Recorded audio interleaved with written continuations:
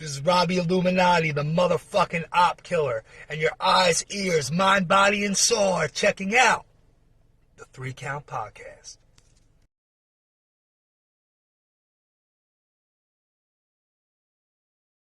On this computer, and then we'll get this thing started in 3, 2, 1. Welcome everybody to another great edition of the 3 Count Podcast presents Now Entering the Ring. I'm your host, Clifford Red Dog Miller. As always, the one who leads you on these expeditions as we head up towards Mount Everest. I'm that guy that's going to lead you there. I'm your Sherpa for today. But of course, as always, it's not about me. It's about who's entering the ring. And the person that's entering our ring today, you can find him attached to Standalone Wrestling and Pro Wrestling After Dark. He is the owner, the founder. He is the man, the myth, the legend. You guys see him, Chad Minez. Now that is an enthusiastic opening. That was awesome, man. Yeah, I appreciate it. You're fired up. It's funny because like prior, like someone will tell me too, they'll like do like the light switch turns and like you turn, and I'm just like, yeah, gotta bring the energy.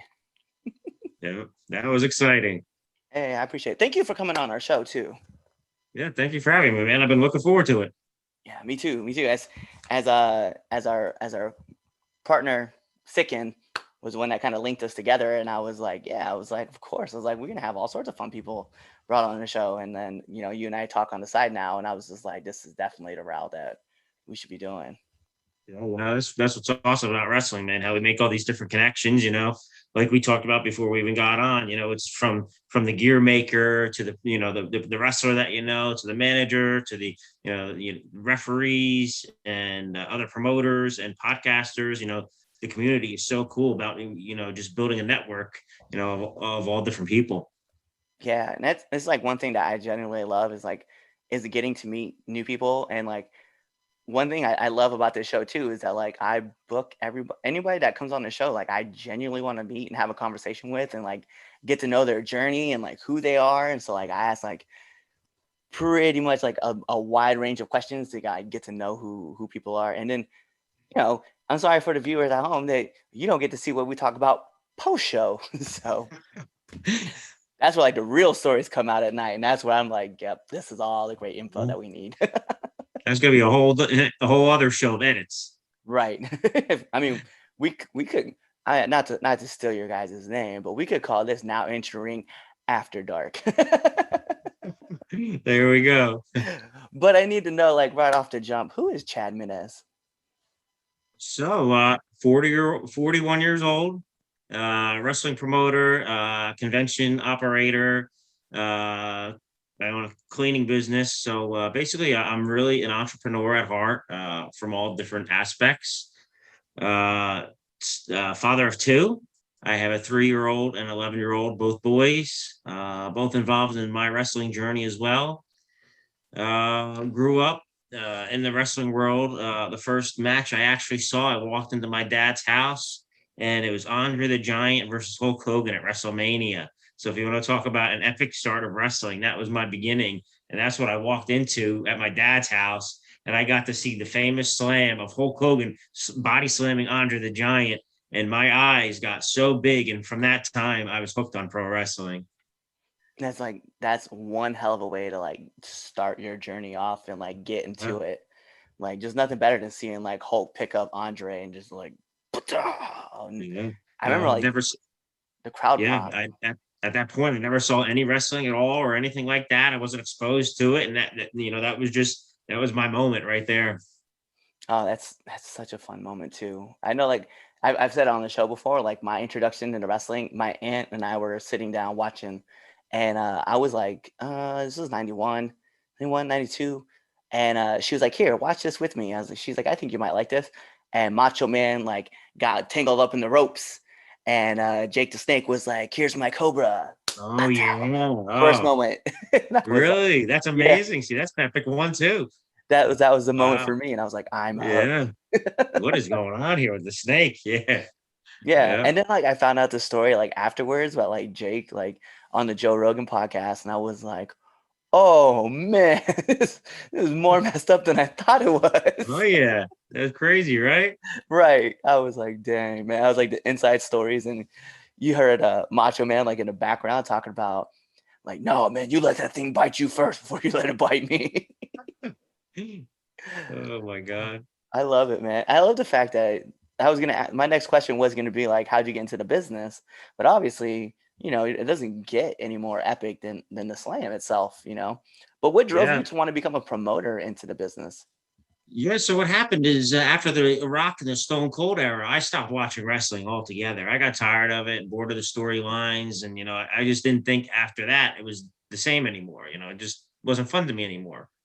So I took a hiatus from even watching wrestling and stuff like that until my older son, all of a sudden, he's going through the potty training stages, and if in order to potty train him, I was giving him wrestling figures that were autographed.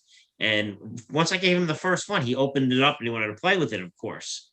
And then each time he would go to the bathroom, I would give him another figure. My whole entire autograph collection gone, but he was potty trained. And then one Monday night, I was just like, you know what? Let me put on Raw, see, how he reacts. And same thing like me, I put on Raw, and right away, man, his eyes got, super huge, and he was super excited. And then each week, every time I put it back on, same thing. And then I said, you know what? Let me take him to a live show. So I took him to a local live show at a high school by me, and same thing, he was hooked. He saw it live, and he saw these, larger than life athletes doing all these athletic moves and stuff like that, and he was hooked. So after that, I started going to PWS at the time, which turned into Wrestle Pro, and me and one of the promoters hooked up and started bringing in talents. I brought in Cody Rhodes, and I brought in Ric Flair, the Hardy Boys when they were in Impact and stuff like that on the vending side. And Pat Buck, who is one of the WWE producers, was the co-owner of the company. And we would talk daily, and he would teach me stuff, and I would ask him questions. And he was always accessible, and has a great mind for the business. And started getting more involved there behind the scenes and helping out. And then I left there at one point, and that's when I started working with Rob at SWF, and learned more there. Helped grow the product, and from a marketing standpoint, and booking, and bringing in fresh talent. And from there, I switched and opened up my own promotion with preacher Phineas James, who was in CZW for a little while. And after that, opened up the Pro Wrestling After Dark brand, which is more of an adult brand. And after that, launched Boardwalk Beatdown, which was a huge pro wrestling convention, like Legends of the Ring. You got one coming up in Baltimore this weekend. Along the same lines. But with ours, we did the convention, live wrestling shows, tried to do some side events, and outside of wrestling. Now I'm doing one which is cannabis based, called Boardwalk Buds. And again, it's cannabis based, but at the same time, we're just going to do 6 pro wrestling shows, meet and greets, food truck festival. So just even outside of wrestling, I like to promote other events as well. That's awesome. And then, like you said, you're an entrepreneur at heart, and like you're just always about like going out and finding all the new things that you can do, and that's awesome. That's Yeah. definitely awesome. Yeah, I, even the cleaning business. So I own a cleaning business too, and that was started in my teens by my mom. She kept it small, she kept it local, and I worked in the casino industry. And when the casino started to die down in Atlantic City, I talked to her about expanding the business, and now we cover basically half the state. You're talking about a company that was like $100,000 a year company, and probably 6 times the value now a year of what it was. So that's what I like to do. I like to, get involved in projects and see how they can expand. yeah, that's awesome though, and that's something like for me, especially, I'm like, I'm trying to. This is what it is. I mean, this life of mine where I'm like pushing on this podcast and like pushing and promoting and booking people and talking to them. Like I definitely, and it's fun to like watch your stuff like grow and see people like kind of like get involved and want to help out too. So that's definitely cool. I definitely like the fact. What's your what's the name of your cleaning company?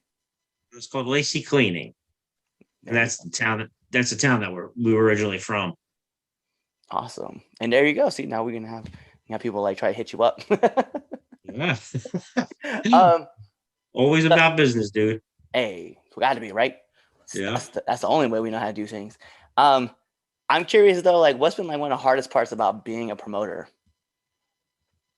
Oh, right now we're having a string of shows that we're running, and we're still doing the old school thing where we hang up the flyers, and we really like to hit the streets. Get the word out to the people in the stores and stuff like that.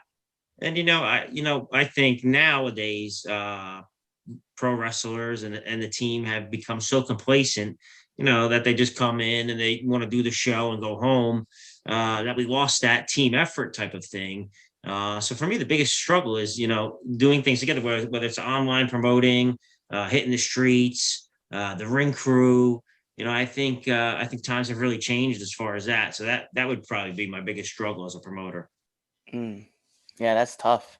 Just I know that's something that's like been instilled in me by through sticking is like Yeah. we were at a show at and I'm not gonna put anybody out there, but we are at SCWA and like it was just like I saw the crew, they were like starting to tear stuff apart, and then like I just grabbed my bag and I looked to the right and I saw like there was a good amount of people, like 6, 7 different people that were working on the ring, and I was like, I dropped my bag, I grabbed Chaz and I was like, yo, let's go. And so we went in, we started untying everything, like I'll put stuff away. Like we understood. Like it wasn't a lot of stuff that we did, but it was just enough that we were like, I mean, like we just want to help. That's really what it is. And we actually went to Invictus, and we just wanted to go just to go like meet people and talk to them. So we hopped in a car, we drove up to Invictus, we went and set up the ring, we set up all the chairs, we helped label chairs for people who had reserved seatings, and then we waited till the show ended. We went in, we put all the chairs away, we we stacked up all the boards and stuff. So it was just a fun time for us just to be able to meet. But we also, we got our faces out there, and people were like, "Hey, like, let's talk to these guys." And coincidentally, a few of the interviews that I've had booked now was because of that event, and people wanted to come talk to us because they're like, "Oh, there's a guy that's wanted us to come in, just help out. Let's go help him too." And I was like, "Yeah, teamwork makes the dream work." Like you asked about being a promoter, man. That's stuff that not only myself and others look at. Who's putting in the time, who's putting in the work, who gets in the ring at the beginning of the show and wants to work out a little bit, show themselves, improve themselves. Who comes dressed? Some guys you just see coming dressed like off the streets, but then you have guys they come dressed nice, like old school wrestlers, and always bring the gear and an extra pair of work clothes, to get dirty as well. And so promoters are always looking for those little things, and I don't think a lot of town even understands that you're always being looked at, you're always being critiqued, good or bad. Yeah, I definitely agree, and it's crazy because like I knew a bunch of people who were there at the show that were helping out, over at Invictus, and they were helping like tear down and set up and stuff like that. And I was definitely like I was mindful of like, all right, who's doing what, and then like post that like after the event on Saturday, I noticed I was like watching who's doing what, and not even just that, like going back to the next day, I was like, who's that training? And that was kind of like eye opening for myself as well. And that I was like, okay, cool. So I'm in here like in pain too. I was like, I'm just like everybody else. It's like, but I'm trying to go, and like I understood like even if I was putting in like 80% effort, I was like, I'm trying to give 100%, but I just know my body's not letting me do it. So I was like, but I was fully aware of like who'd been there and who hadn't, and I was like, man, I was like, how do you get better? Like I get it, right? Like you want to put more work into it, but how do you get better? Like you're supposed to be here and work. Like it is what it is. Absolutely. But I'm curious though, from like the hardest part and probably like the worst part. What about the best part? What's the best part about being a promoter? Dude, for me, the best part is just seeing the talents that who come in, and then for me, seeing them improve and seeing them move on onto better places. Like I've had champions where people would be like, "Oh, I don't want my champion to give up the belt. I don't want them to move on. They're an important part of the story." And I've had guys like Serpentico, who's in AEW now, John Cruz, who was my champions and moved on. Scarlett Bordeaux, who's in WWE, Killer Cross, Joe Gacy's in NXT. And my tag team, the Rep, is, a tag team who, needs to be signed at some point. And that's the most rewarding thing for me, is just to see these guys who, they put in the work and they put in the time, and that they just step foot in your ring, and they're moving onto a better place. Yeah, that's awesome. That's gotta be a thrill to like see people like just succeed. I know, like even for us on the podcast side, we've had a bunch of people that we like legitimately like we have conversations with, we have fun talking to them and stuff, and then we find them like popping up in other places. Like we've Yeah. just recently, right? Waves and Curls, right, from Oh Northeast yeah. Uh-huh. Wrestling.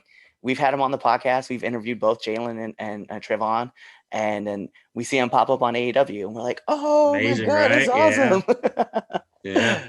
That's what's cool with AEW too, because they're giving so many of the locals a lot of chances, because they had their dark program, they had their second program that they launched. Now I'm having a brain fart with the name of it, Yeah, but Elevation. Elevation. So now you have three different products plus the pay-per-views. So the time for the talents is really now, for everybody to be on their A game. Because again, like I said, as a promoter, you're always being watched. And even at that level, AEW is watching everything that's going on too. Whether you have programs that are streamed on IWTV now and Fight TV, any of these apps, somebody's watching, and the feedback is going back to their office as well. Yeah, it's definitely true. And that's why I like just I don't know, it's fun to watch everybody go through and just like improve and like you said, like move on to bigger and better things. And it's just like it's funny how you hear about the stories where people are like, nah, you can't go there. Don't go there, don't do that. And I'm like, really though? Like if they succeed, then it's a feather in your cap, But you know, it is like we said, it is what it is. I'm curious though, because this is something that I definitely want to know. So you host these big events, you have all these talent come through.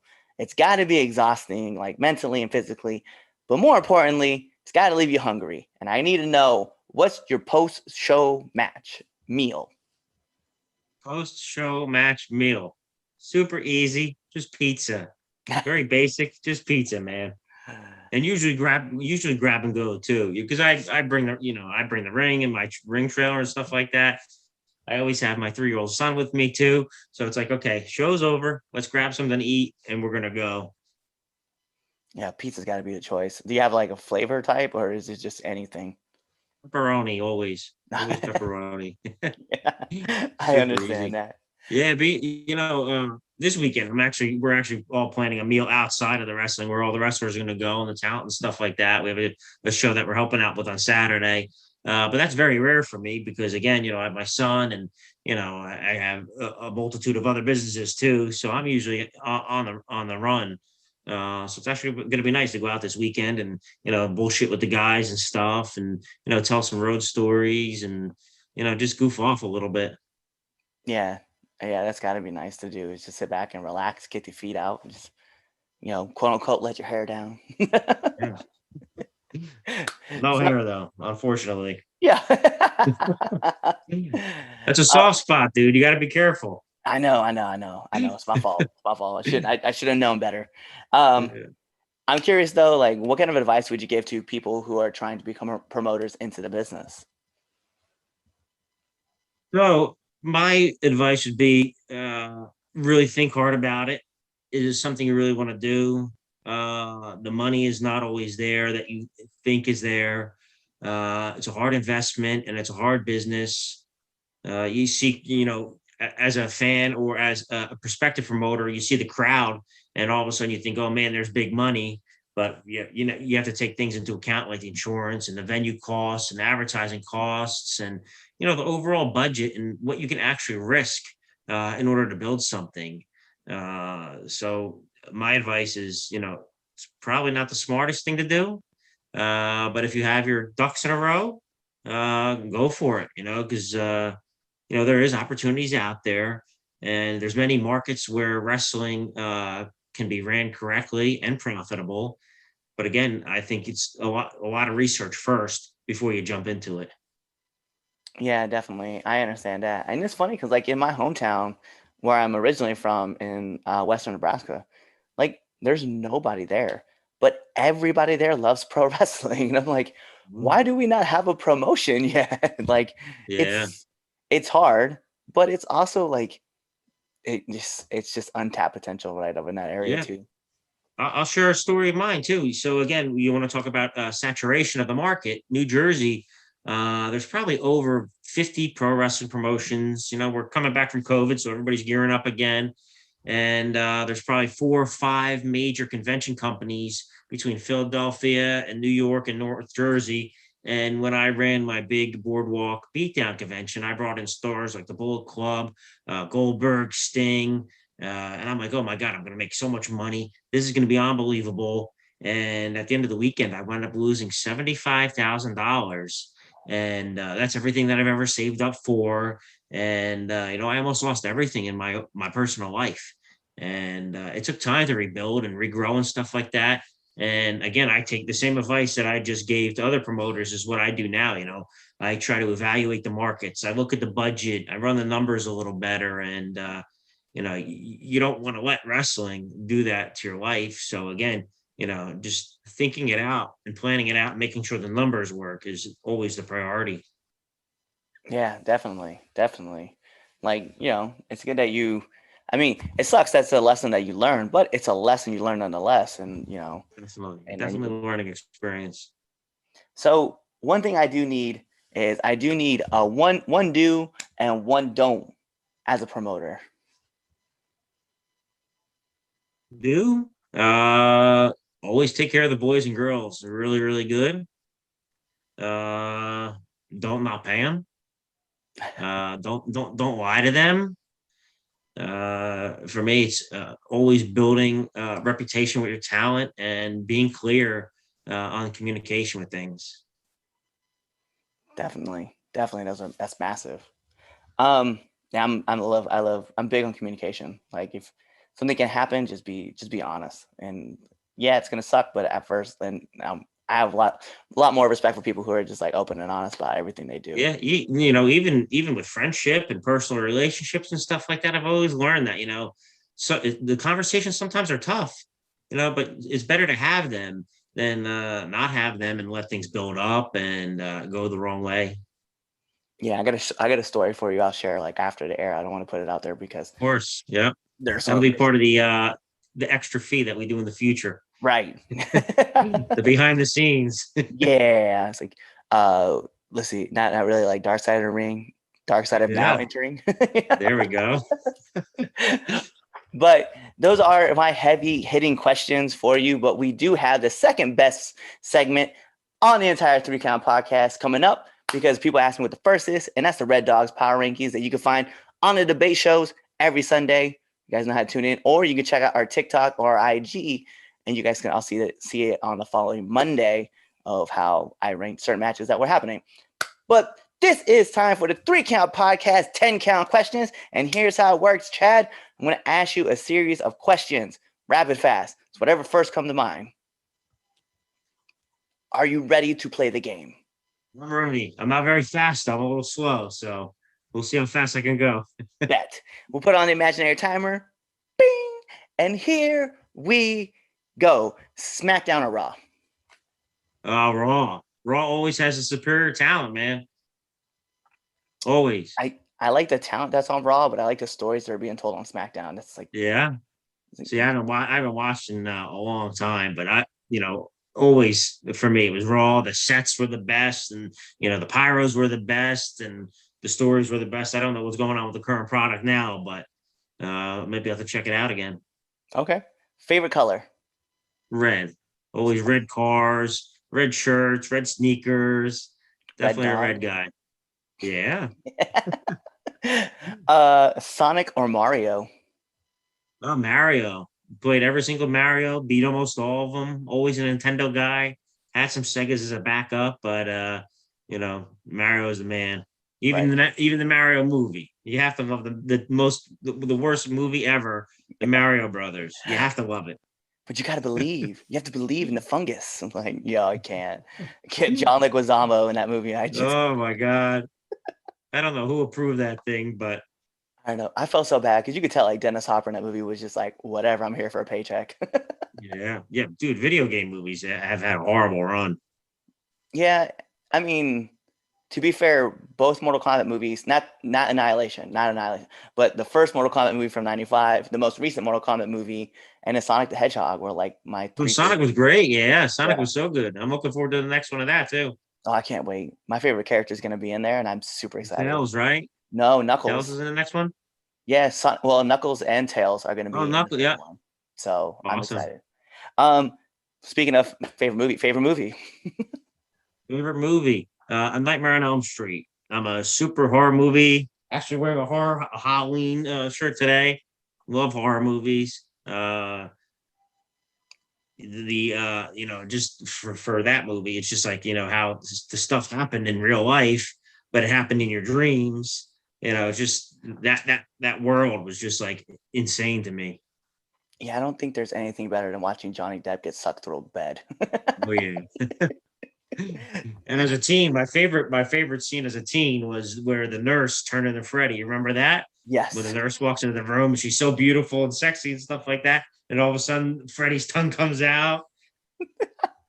I think like so Robert Englund, like this is on the side. Robert Englund is like one of my favorite like slasher characters. Like he's my favorite slasher actor, but he's also one of my just plays generally one of my favorite characters of like all time. So I've anytime I get a chance to like listen to him speak or just like do an acting thing, like I pay attention because it's like it's Robert Englund. Like of course I'm gonna listen to him because he's hilarious. And I was like, he's like a great horror character in such a comedic way. I was like, he's a legend. Like I love him. I think he's gearing up to do one more. I think he wants to do one more round. Yeah, I remember. I heard that. It was like he's in for one more, and then like he's just gonna hang up the glove. And I was like, Yeah, I'm all right with that. I was like, I yeah. didn't. And to be honest, I didn't mind Joel either. Like he did a good job as Freddy, and I genuinely popped when he was like cursing in the movie. I was like, why wasn't this ever done before? Yeah. Back to it. It's a Friday night. What you doing? Friday night, if I have free time, I'd love to go to the movie theaters, bowling, a nightclub, just get out. It doesn't happen too much in my life. Again, with a child and multiple businesses. I definitely would want to be outside of the wrestling world, though, if I can get a free night off. I understand that. Um, Favorite cartoon? Favorite cartoon? Uh, GI Joe probably. Was a huge GI Joe fan growing up. From my childhood, and kept that with me. Even again into the movies. Yeah, I can agree with that too. As like, Sergeant Slaughter was definitely Oh like yeah, there we go. was an inspiration for me. Like being a Yeah, wrestling fan and seeing him in G.I. Joe was like, this is awesome. yeah. Would you rather be too hot or too cold? Too cold. I hate the heat. Sweat easily. Get uncomfortable. Too cold. You can warm yourself up a little bit, right? Right. You add layers on. Like Yeah. favorite podcast. Favorite podcast. So my favorite podcast right now is the Bob Culture podcast. They do music and they do pro wrestling. I really helped them out and they helped me out at the beginning. Just again, I like to build mutual beneficial relationships and, just always pushed each other and promoted each other and, built a respectful relationship. Bet. Nominate one person that you want to see on this podcast. My guy who helps two. I'll name two. I have to name two. So Shane Fair, who's a local New York, New Jersey ring announcer. He helps me behind the scenes with Boardwalk Buds and a bunch of other stuff. And he's actually doing a celebrity basketball with pro wrestling coming up in August, I believe. Super passionate guy about wrestling and helping people. And the other guy is who helps me with all my events is Jay Wise, very knowledgeable in pro wrestling, uh, fan of pro wrestling, a guy who's always positive and is always helping out everybody.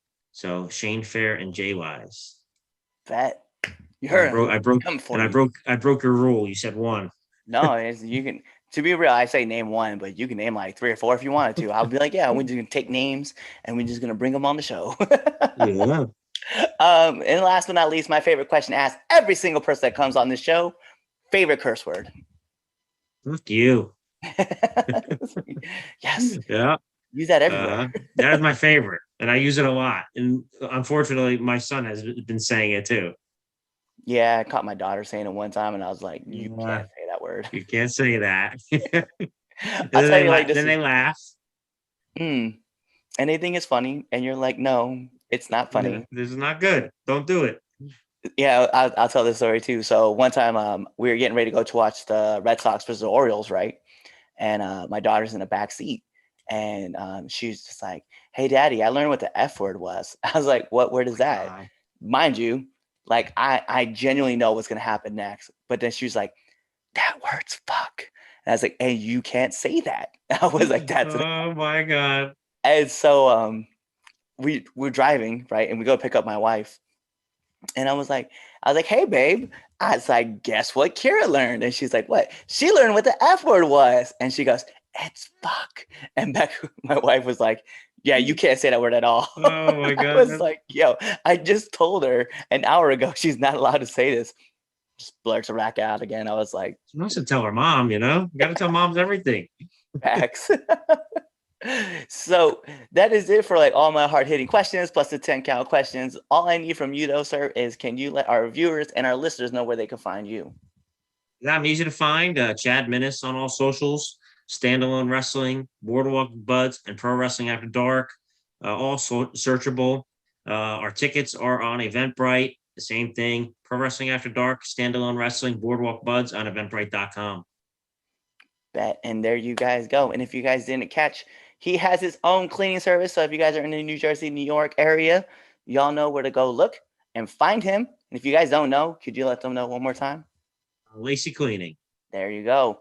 Lazy cleaning it is. So with that being said, I am the Red Dog, Clifford Miller. This is the 3 Count Podcast presents Now Entering the Ring. As always, it's never about me. It's about our guest who is entering the ring. Chad Minnis is here, and you guys know what to do. Tune into the next episode and be there, or you just wait till this episode ends. There's the outros coming up, and then the next episode is going to play, and just listen to that one too. Peace. Hey, guys. What's going on, 3 Count Nation? I'm Clifford Red Dog Miller with the catchphrase. But what I really want you to do right now, go to twitter.com, right?